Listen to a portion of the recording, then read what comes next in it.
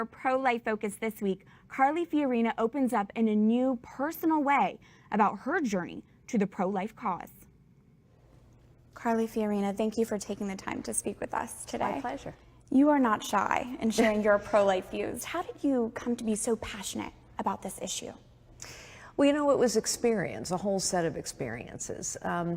First, perhaps, was an experience I had in my early 20s.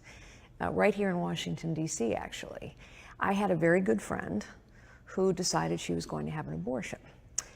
And despite my talking with her, she was adamant about this. And so we went to a Planned Parenthood clinic. I observed that she was given no options. There was no conversation about whether or not this was the right thing for her and what her other alternatives might be. It was a callous experience, and I saw the impact of that abortion on her, not just physically, but emotionally and especially spiritually. Honestly, she was never the same since. I met my husband a couple years later, and when I married him, I learned that his mother had been told to abort him. She had him quite late in her life. She had a great deal of difficulty with her previous pregnancies. And so her doctor told her life was in danger and she should abort her unborn child. She refused. She was a brave and faithful woman. She spent a year in the hospital after his birth.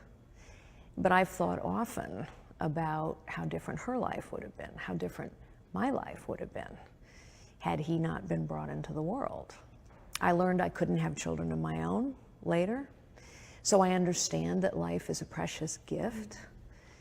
And then on top of all of that personal experience, science is proving us right. A vast majority of babies who are diagnosed with disabilities or special needs are aborted in the womb. You, Carly, after high school, volunteered at a high school for children with special needs. What kind of impact did that have on you? I volunteered in a school for children that were severely disabled in some way. Whether it was physical disabilities or mental challenges. Every single one of these children was gifted by God. And I can remember in particular a little boy who had so many challenges, and yet joy radiated out of this child. Every life has value. That's right.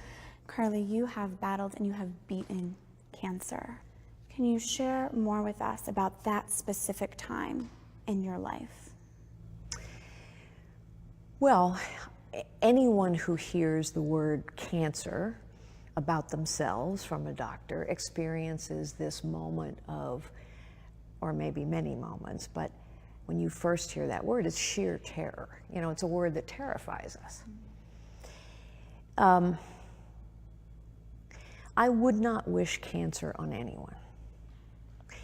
Having said that, and having survived it, I can say now that cancer was a blessing in some ways. It was a blessing because it reaffirmed my faith. I relied on my faith, and my faith didn't let me down. It strengthened my family. You know what love really is when you're in a very difficult situation, not when you're in an easy situation. And it was a blessing as well because I experienced the kindness of so many strangers. Again, I wouldn't wish it on anyone, but when you have an experience that starts out as terrifying and you end up getting through it, and at the end of it all, your faith is stronger, your family is stronger, and your belief in your fellow human being is stronger, that's a blessing. Planned Parenthood supporters say defunding the abortion giant would prevent more women from getting breast exams and from detecting cancer. This is an issue that's obviously very close to you. So how do you respond to those claims? Well, first of all, of course, it's untrue. It's a lie.